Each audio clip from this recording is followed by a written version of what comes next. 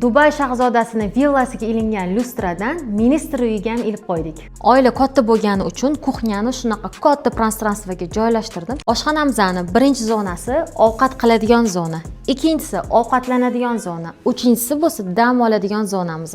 Oshxona joylashuvini o'zini tartibi bor. Masalan, xolodilnik eshikka yaqin bo'lishi kerak. Xolodilnikdan keyin bizda ozgina joy qolishi kerak. Undan keyin moyka, undan keyin bizda shunaqa katta joyimiz bo'lsa, to'g'ri bemalol tayyorlab olishga. Undan keyin bizda mana gaz plitamiz.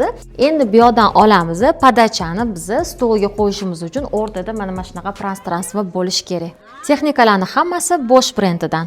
Qulaylik uchun shunaqa mexanizmlardan ham foydalanganmiz. Bu yoqda bo'lsa suxoy xolodilnik. Har bitta proyektimda mayda detaligacha o'zim tanlayman.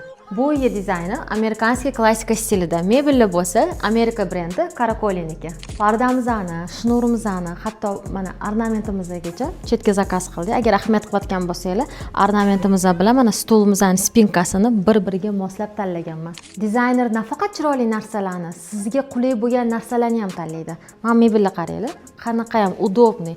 Buni ko'ringlar, funksiyasini unaqa aylanadi. Uyimizni to'liq obzori qiziq bo'lsa, menga podpiska tashlab qo'yinglar. Keyingi videoda to'liq obzorini ko'rsataman.